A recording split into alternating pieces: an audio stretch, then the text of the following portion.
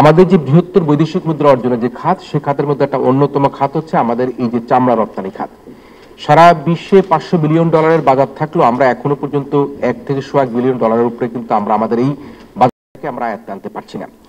এখন এই যে পৃথিবীর সবচেয়ে বড় উৎস যেটি, যে কাঁচা চামড়া সংগ্রহের অন্যতম উৎস যেটি বাংলাদেশ, সেই বাংলাদেশই কিন্তু এখন কাঁচা চামড়া বিক্রি করতে পারছে না। সেই বাংলাদেশই কিন্তু এখন গরিবের হক, যে হক কিন্তু এখন নষ্ট হয়ে যাচ্ছে। সে কারণের জন্য আমরা বলি, ঈদুল আজহাকে কেন্দ্র করে প্রতি বছর আমরা যে কাঁচা চামড়ার, পশুর চামড়ার যে অরাজকতা দেখতে পাই, সে অরাজকতার কিন্তু একটা বিহিত হওয়া দরকার।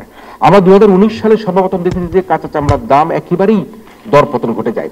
তখন আমরা দেখেছি যে এই চামড়া বিক্রি না করতে পেরে খালে, বিলে, নদী নালায়, ড্রেনে, ডাস্টবিনে কিন্তু এই কাঁচা চামড়া ফেলে দিয়েছে। এমনকি কোথায় সেই চামড়াগুলো ফেলবে কোরবানির পরে, সেখানেও কিন্তু আমরা দেখেছি যে মানুষের মধ্যে একটা ফেলে দিতে একটা অনাগ্রহ তৈরি হয়েছে। এবং সিটি কর্পোরেশন এবং বর্জ্য অপসারণ যে ব্যবস্থাপনা কর্তৃপক্ষ ছিল, সবাইকে দেখেছি একটা 2-3 দিন ধরে এই যে পচা চামড়ার গন্ধ থেকে মানুষকে রক্ষা করবার জন্য তারা কাজ করেছে। এবং 2020 সালে কিন্তু করোনাকালীন সময় এই অবস্থাটা আমরা দেখতে পাচ্ছি। সে সময় দেখেছি যে চামড়াকে মাটিতে পুঁতে ফেলা হয়েছে, চামড়াকে খালে বিলে ফেলে দেওয়া হয়েছে, এবং সেগুলি আমরা আমাদের সামাজিক যোগাযোগ মাধ্যমে আমরা ভাইরাল হতে দেখেছি। তাহলে এই যে অবস্থা চলছে, এই যে বৃহত্তর উৎস বাংলাদেশ, সে বাংলাদেশের যে কাঁচা চামড়ার দাম প্রতিদিন দরপতন করছে, সেটা কিন্তু একটা বিহিত হওয়া দরকার। আমরা 2020 সালে করোনাকালীন সময় দেখেছি কাঁচা চামড়ার দাম 35 থেকে 40 টাকা করা হয়েছে। এই যে 2013 সালের পর থেকে চামড়ার দাম দিনে দিনে কিন্তু কমছে। আমরা 2013-14 সালে যে গরুটি আমরা 25-30 হাজার টাকা দিয়ে কিনতাম, সেই গরুর চামড়া কিন্তু আমরা দেখেছি 2,500, 3,000, 3,500 টাকা পর্যন্ত বিক্রি হতো। এখন কয়েক লাখ টাকার গরুর চামড়াও কিন্তু আমরা এখন 500-600 টাকার উপরে বিক্রি করতে পারছি না। এটি অত্যন্ত একটা হতাশাজনক বিষয়, এবং এর থেকে আমাদেরকে বেরিয়ে আসতে হবে। এখন আমাদেরকে যেটা ভাবতে হচ্ছে সেটি হচ্ছে যে এই পরিস্থিতির জন্য দায় কার? কে এই যে কাঁচা চামড়ার ন্যায্য দাম পাচ্ছে না, সেটার জন্য কে দায়ন করবে? সরকারি ব্যবস্থাপনা, না ট্যানারির মালিকরা, না ফরিয়ারা, নাকি যারা চামড়া সংরক্ষণ করতে পারছে না বলে অভিযোগ করা হচ্ছে তারা?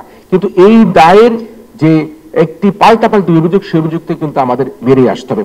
আমরা গণমাধ্যমে যে প্রকাশিত নানা রকম তথ্য থেকে বিশ্লেষণ করে আমরা যেটা দেখতে পেয়েছি, আমরা মাঝে মাঝে দেখেছি যে এই যে প্রান্তিক যে ব্যবসায়ীরা রয়েছে, তাদেরকে ক্ষতিগ্রস্ত করবার জন্য কম দামে ট্যানারি মালিকরা এবং আড়তদাররা এক ধরনের সিন্ডিকেট করে তারা এই চামড়াকে কিনে নিচ্ছে।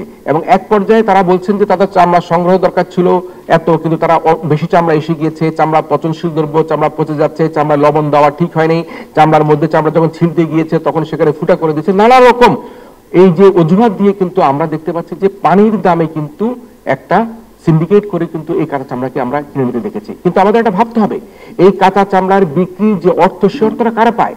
কাঁচা চামড়ার বিক্রিত অর্থটা সে হতদরিদ্র, এতিম, গরিব মানুষগুলো শুধু কাঁচা চামড়ার সেই অর্থ তারা পেয়ে থাকে। আজকে আমরা এই গত 7-8-10 বছর থেকে দেখতে পাচ্ছি গরিবের হক কারা মেরে খাচ্ছে। কি কারণের জন্য গরিবরা, এতিমরা, এই দুঃখী মানুষরা এই চামড়ার বিকৃত প্রাপ্য অর্থ তারা পাচ্ছে না, সেটি কিন্তু আমাদেরকে এখন ভাবতে হবে। তাই আমি মনে করি যে আজকে জাতীয় ভোক্তা অধিকার অধিদপ্তর সংরক্ষণের সম্মানিত মহাপরিচালক মহোদয় আছেন, আমরা মনে করি যে জাতীয়ভাবে গোয়েন্দা সংস্থার মাধ্যমে এই ঈদের পরবর্তী সময়ে তাদেরকে তদারকি করে জানতে হবে যে এই যে কাঁচা চামড়ার দর পতন ঘটানো হচ্ছে, সেখানে কি কোনো সিন্ডিকেট জড়িত ছিল কিনা, কোনো অসৎ উদ্দেশ্য সেখানে জড়িত ছিল কিনা, সেটা যদি বের করা সম্ভব না হয়, তাহলে কিন্তু আমরা মনে করব যে গরিবের হক মেরে খাবার জন্য সকল পক্ষই কিন্তু একত্রিত হয়ে আজকে ধনী শ্রেণীকে আরো ধনী করবার জন্য কাজ করে গিয়েছে। সুতরাং এই যে কাঁচা চামড়ার ন্যায্য মূল্য প্রাপ্তির ক্ষেত্রে যে অসামঞ্জস্যতা তৈরি হচ্ছে, সেই জায়গাটা কিন্তু আমাদেরকে এখন ভাববার জায়গা তৈরি করছে। তবে এটাও সঠিক যে আমরা যে এলডব্লিউ সনদের কথা বলছি, আমরা সেই সনদ ইটিপির কারণের জন্য, আমাদের বেসরকারি ব্যবস্থাপনার কারণের জন্য আমরা সেটি কিন্তু করতে পারছি না। আমরা আজকে স্বল্প মূল্য আমাদের এই ফিনিশড যে চামড়া, সেই চামড়াকে আমরা কিন্তু দেখা যাচ্ছে ভিয়েতনাম, চায়নার কাছে আমরা কম দামে বিক্রি করে দিচ্ছি, আবার তাদের কাছ থেকে আমরা বেশি দামে এসে আমাদের ফ্যাক্টরিগুলো আমরা এখানে চালাচ্ছি। তো সে কারণে আমরা এখন ইউরোপ এবং আমেরিকার যে বাজার, সে বাজার আমরা হারাচ্ছি। তাই এখানে যে মিশ্র প্রতিক্রিয়া রয়েছে, এখানে যে চামড়ার কাঁচা চামড়ার মূল্য নির্ধারণের ক্ষেত্রে সরকারি বেসরকারি পর্যায়ে, উদ্যোক্তা পর্যায়ে, যারা আড়তদার রয়েছে সেই পর্যায়ে যে সকলের মধ্যে সমন্বয় করা দরকার, সেই সমন্বয় কিন্তু আমাদেরকে করতে হবে। চামড়া ট্যানারি মালিকরা তারা বলছেন তারা প্রতি বছরই সে লস করছেন, তারা ঋণ পাচ্ছেন না। কিন্তু যদি ট্যানারি মালিকরা প্রতি বছরই লস করে থাকেন, ঋণ না পেয়ে থাকেন, তাহলে তারা কিভাবে দামি দামি গাড়ি হাঁকাচ্ছেন, কিভাবে দামি দামি তারা বাড়ি গাড়ি করছেন? এবং সে কারণের জন্য কিন্তু এখানে ভাবতেই হয় যে তারা প্রতি বছর ব্যাংকে একটা দায় দেয় যে ব্যাংক তাদেরকে আর নতুন ভাবে ঋণ পরিশোধ করছে না। পূর্বের ঋণ যদি ব্যাংকে পরিশোধ করে দেওয়া হয়, পূর্বের ঋণ যদি ব্যাংকে ফেরত দেওয়া না হয়, তাহলে ব্যাংক নতুন ভাবে কিভাবে ঋণ দিবে? তারপরেও কিন্তু সরকার নানা ব্যবস্থাপনার মাধ্যমে আমাদের চামড়া শিল্পকে বাঁচিয়ে রাখবার চেষ্টা করছে। সেই চেষ্টার সাথে আমরা সরকারি বেসরকারি খাত মিলে সকলে কিন্তু একত্রিতভাবে যদি কাজ না করি, তাহলে কিন্তু আমাদের এই কাঁচা চামড়ার দর, আমাদের যে ফিনিশড যে লেদার, সে লেদার এক্সপোর্ট করে, আমাদের লেদার জাতীয় দ্রব্যকে এক্সপোর্ট করে আমরা বৈশ্বিক বাজারে বাংলাদেশের যে আর্থিক যে সক্ষমতা চামড়া থেকে বৃদ্ধি করা দরকার, সেটি কিন্তু আমরা করতে পারবো না। তাই সকলকে সমন্বয়ের মাধ্যমে কাজ করতে হবে। আজকে এই যে কাঁচা চামড়ার ন্যায্য দাম নিশ্চিত করবার ক্ষেত্রে আমি আমাদের ডিবেট ফর ডেমোক্রেসির পক্ষ থেকে 10 দফা সুপারিশ আপনাদের সামনে উপস্থাপন করছি। প্রথম সুপারিশটা হচ্ছে গিয়ে এলডিবি সনদ না থাকায় বিশ্ববাজারে চামড়ার ন্যায্য দাম নিশ্চিতে সাভারে হেমায়তপুরে সিইটি ব্যবস্থাপনাকে দ্রুত বাস্তবায়ন করা। আমরা এবারও দেখেছি যে কয়েকটি পুকুর খনন করা হয়েছে বর্জ্য ফেলবার জন্য, সেখানে বলা হচ্ছে কি বৈজ্ঞানিক পদ্ধতি কিনা। আমি মনে করব সিইটিপি সহ নানা রকম যে সুবিধা, সেই সুবিধা প্রদান করে আমাদেরকে এলডিবি সনদ প্রাপ্তিতে বেসরকারি যে ট্যানারি মালিকরা হচ্ছে তাদেরকে সহযোগিতা করতে হবে। ট্যানারি মালিকদের এলডিবি সনদ প্রাপ্তির লক্ষ্যে তারা নিজেরাও কিন্তু উদ্যোগ গ্রহণ করতে হবে। বলা হচ্ছে যে সিইটিপির জন্য মাত্র 300 নম্বর, কিন্তু বাকি সব তো বেসরকারি কমপ্লায়েন্স মালিকরা কমপ্লায়েন্স পূরণ করবেন। সেই কমপ্লায়েন্স কোনো বেসরকারি ট্যানারি মালিকরা পূরণ করতে পারছেন না, সেটি কিন্তু আমাদেরকে লক্ষ্য করতে হবে এবং বেসরকারি ট্যানারি মালিককে এলডব্লিউডি সনদ প্রাপ্তির ক্ষেত্রে তাদেরকেও কিন্তু এগিয়ে আসবার জন্য আমি অনুরোধ করছি। যেহেতু গত কয়েক বছর ধরে চামড়া ক্রয়ে, কাঁচা চামড়া ক্রয়ে একটা সিন্ডিকেটের কথা শোনা যাচ্ছে, আমি সুপারিশ করতে চাই যে সরকারি ব্যবস্থাপনায় বিভাগীয় পর্যায়ে আমরা ট্যানারি পল্লী স্থাপন করা যায় কিনা সেটি সরকারকে ভেবে দেখবার জন্য অনুরোধ করছি।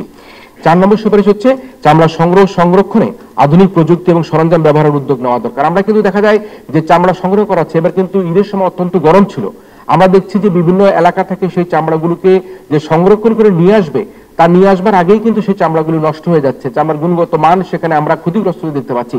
তো সেই ক্ষেত্রে এই চামড়া সংরক্ষণের পদ্ধতি, চামড়াকে কিভাবে আমরা অধিকক্ষণ পর্যন্ত আমরা প্রক্রিয়াজাত করবার পূর্ব পর্যন্ত রক্ষা করতে পারি, সেটি কিন্তু আমাদেরকে লক্ষ্য রাখবার জন্য আমাদেরকে উদ্যোগ গ্রহণ করতে হবে।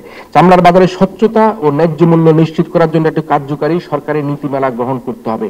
আজকে কি জন্য সরকার দেখতে পায় যে ট্যানারি মালিকদের সাথে বসে তারা চামড়ার মূল্য নির্ধারণ করে, সেই মূল্য নির্ধারণ করবার পরও কেন সেই চামড়া বাজারে বিক্রি হয় না, সেটি কিন্তু সেই দামে বিক্রি হয় না, সেটি কিন্তু আমাদেরকে এখন ভাবিয়ে তুলছে। তাই আমি মনে করি সরকার প্রতি বছরই যে কাঁচা চামড়ার দাম নির্ধারণ করে, সেই কাঁচা চামড়ার সেই দামে যদি বিক্রি না হয়ে থাকে, আসলে সেই দাম নির্ধারণ করার কি দরকার, বাজারের উপর ছেড়ে দিতে পারে, নির্ধারণ না করেই তো তাদের জন্য যুক্তিসঙ্গত হবে। তাই আমি মনে করি এখানে স্বচ্ছতা ও ন্যায্য মূল্য নিশ্চিত করবার জন্য কার্যকর একটা নীতিমালা তৈরি করতে হবে। কাঁচা চামড়া সংগ্রহ সংরক্ষণ প্রক্রিয়াকে সঠিক পদ্ধতি সম্পর্কে সকলকে প্রশিক্ষণ ও সচেতন করতে হবে। আমরা দেখি যে এই যে প্রক্রিয়া করবার জন্য কিভাবে লবণ দিতে হবে, কতক্ষণ রাখতে হবে, এগুলি কিন্তু আমাদের অনেকের মধ্যে সেই জ্ঞানটা নেই।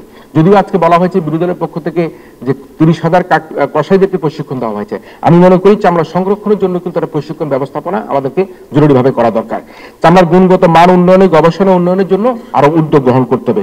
কোরবানির পর পশু চামড়া কম দামে ক্রয় করে কোনো সিন্ডিকেট আছে কিনা তা জাতীয় গোয়েন্দা সংস্থার মাধ্যমে চিহ্নিত করে তাদেরকে উপযুক্ত শাস্তির ব্যবস্থা করলে এই কাঁচা চামড়ার দাম আমরা নিশ্চিত করতে পারবো।